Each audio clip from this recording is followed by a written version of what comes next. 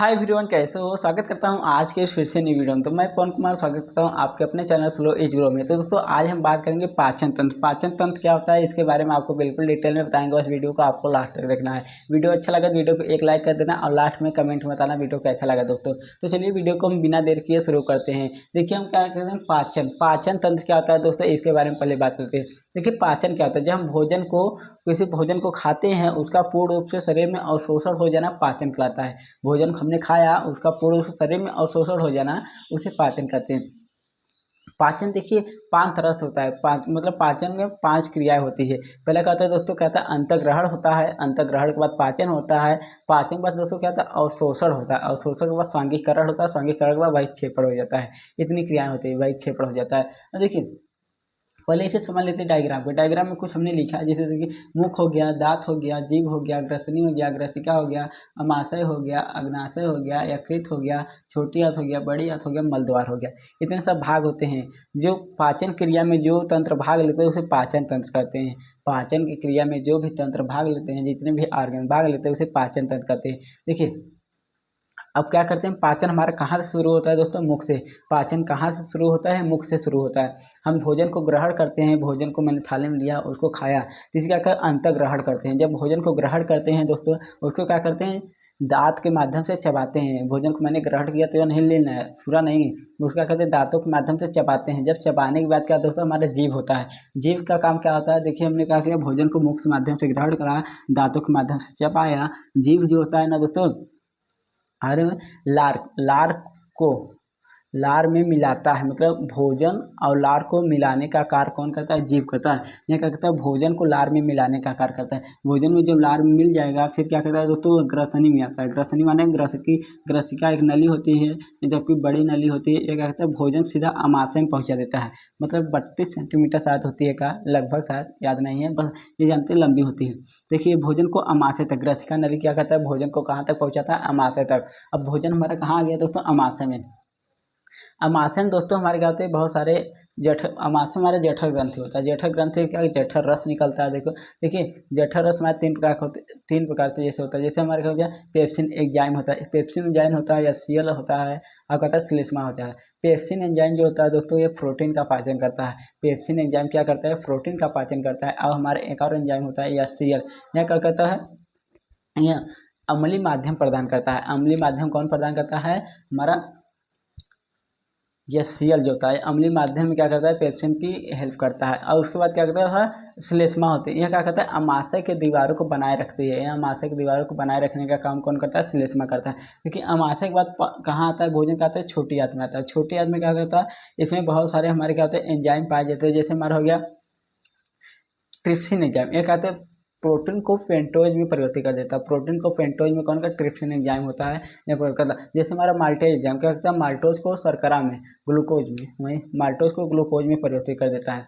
और हमारा जैसे लाइपेज एंजाइम हो गया, ये क्या करता है, लाइपेज एंजाइम क्या करता है, वसा को ग्लिसरीन में परिवर्तित कर देता है।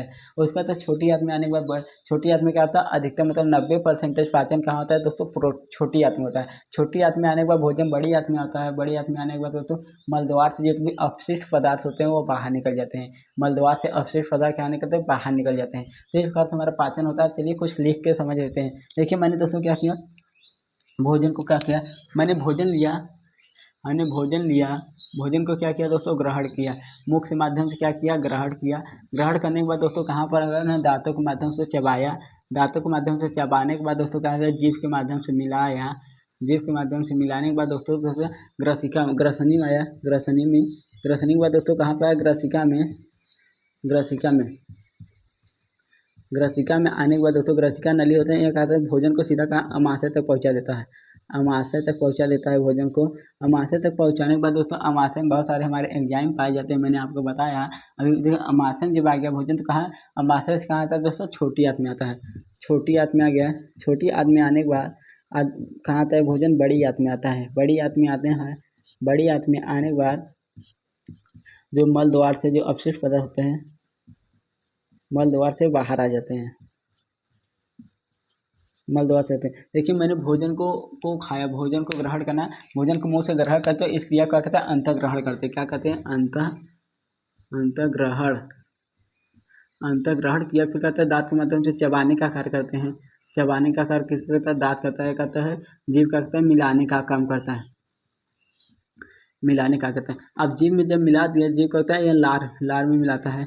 लार में हमारे जैसे एंजाइम लार, जीभ क्या कहता है? या लार को मिलाने, लार में भोजन को मिलाने का करता है। अब लार में हमने बताना एक कहा था एमाइलेज एंजाइम पाया जाता है, एमाइलेज, एमाइलेज एंजाइम पाया जाता है, एमाइलेज एंजाइम पाया जाता है, एंजाइम पाया जाता है। एमाइलेज एंजाइम जो होता है दोस्तों, ये इसमें क्या होता है? एमाइलेज है, यह कहता है भोजन को क्या कहता है? टुकड़ों में तोड़ने का कहता है। भोजन को क्या कहता है? भोजन को तोड़ता है, भोजन को तोड़ता है। यह क्या कहता है? जो एमाइलेज एंजाइम होता है जो भोजन को तोड़ने का काम करता है, छोटे छोटे भागों में तोड़ने का कार्य करता है। देखिए भोजन क्या होता है, यहाँ से आ गया हमारा ग्रसनी, ग्रसनी और ग्रसिका, ग्रसिका हमने बताया ना बड़ी नली होती है। यहाँ कहता है यह भोजन को सीधा कहाँ पहुँचा देते? तो दोस्तों अमाशय में, अमाशय, अमाशय में जब भोजन अमाशय में आ गया तो अमाशय मैंने बताया जठर ग्रंथि होती है, जठर ग्रंथि होती है। जठर ग्रंथि क्या निकलता है? जठर रस निकलता है, जठर रस। जठर रस में हमारे 3 प्रकार के एंजाइम होते हैं दोस्तों। पहला क्या होता है मैंने बताया था, क्या बताया था? Trypsin enzyme, pepsin enzyme, pepsin, pepsin बताया था। एक आता है HCl बताया था, एक आता है श्लेष्मा, श्लेष्मा। मैंने इन सबका श्लेष्मा। ये क्या कहता है? ट्रिप्सिन, जो पेप्सिन एंजाइम होता है यह प्रोटीन का पाचन करता है, प्रोटीन का पाचन, का पाचन। प्रोटीन का पाचन कौन एंजाइम करता है? पेप्सिन एंजाइम करता है। यह HCl क्या कहते हैं? अम्लीय माध्यम देता है, अम्लीय माध्यम, अम्लीय माध्यम देता है। और श्लेष्मा जो होती है यह क्या होती है? अमाशय की दीवारों को बनाए रखती है, अमाशय की दीवार को बनाए रखती है, अमाशय की दीवार को बनाए रखती है। कौन होता है? श्लेष्मा होता है, यह अमाशय की दीवार को बनाए रखते हैं। देखिए हमारा भोजन कहाँ गया? अमाशय में आ गया। अमाशय में उसके बाद छोटी आंत में, छोटी आंत कहते हैं यहाँ पर कहता है भोजन का पाचन होता है। क्या होता है दोस्तों? भोजन का पाचन होता है। भोजन का पाचन कहाँ होता है? जो तो अमाशय में होता है। अमाशय में नहीं होता है ना लैक्टोज, लैक्टोज एंजाइम पाया जाता है जो कहता है लैक्टोज को माल्टेज एंजाइम पाया जाता है जो माल्टोज को ग्लूकोज में परिवर्तित कर देता है। अब उन्हें होता है लाइपेज एंजाइम पाया जाता है, लाइपेज एंजाइम पाया जाता है जो क्या कहता है वसा को ग्लिसरीन में परिवर्तित कर देता है। और हमारा कहता है ट्रिप्सिन एंजाइम पाया जाता है जो कहता है प्रोटीन को क्या करता है? प्रोटीन को पेंटोज में परिवर्तित कर देता है दोस्तों। तो इस प्रकार से हमारे और भी एंजाइम पाए जाते हैं, तो मैंने आपको इतना बता दिया। उसके बाद दोस्तों कहा था छोटी आंत में आने के बाद बड़ी आंत में आता था। छोटी आंत में कहा था भोजन का पाचन होता है दोस्तों। बड़ी आंत में आने के बाद कहता है जो अपशिष्ट पदार्थ होते हैं बड़ी आंत में भी थोड़ा बहुत पाचन होता है। फिर जितने अपशिष्ट पदार्थ बचते हैं वो मलद्वार से क्या होते हैं? बाहर निकल जाते हैं। अपशिष्ट पदार्थ क्या होते हैं? अपशिष्ट पदार्थ, अपशिष्ट पदार्थ जो होते हैं वो मलद्वार से बाहर हो जाते हैं। अपशिष्ट पदार्थ, अपशिष्ट पदार्थ किससे बाहर होते हैं? मलद्वार के माध्यम से, गुदा के माध्यम से बाहर हो जाते हैं। देखिए अब हमारा इतना तो मैंने सब पढ़ लिया। वैसे हमारा यकृत बच गया। यकृत और अग्नाशय। यकृत क्या होता है दोस्तों? यह शरीर की सबसे बड़ी ग्रंथि होती है। आंतरिक, आंतरिक शरीर की सबसे बड़ी ग्रंथि कौन होती है?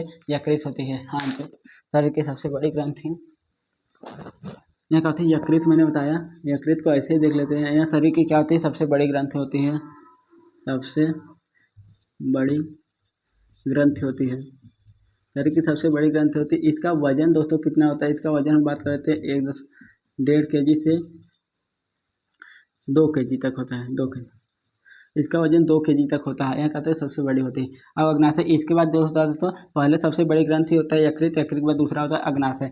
दूसरा कौन सा अंग होता है? सबसे बड़ी ग्रंथि आंतरिक ग्रंथि क्या होती है? अग्नाशय होते हैं। अच्छा, और शरीर का सबसे बड़ा अंग त्वचा होता है। सबसे बड़ा अंग कौन सा होता है? त्वचा होता है दोस्तों। ये आपको याद रखना है। और मैंने आपको कहाँ तक बता दिया? यहाँ तक पूरा बता दिया दोस्तों। तो फाइनली मैंने जितना था तो उतना पूरा बता दिया दोस्तों। तो चलिए दोस्तों इस वीडियो को यहीं समाप्त करते हैं। वीडियो अच्छा लगा तो वीडियो को एक लाइक करना, और चैनल पे पहली बार आया तो चैनल को सब्सक्राइब कर लेना, कमेंट में बताना वीडियो कैसा लगा दोस्तों।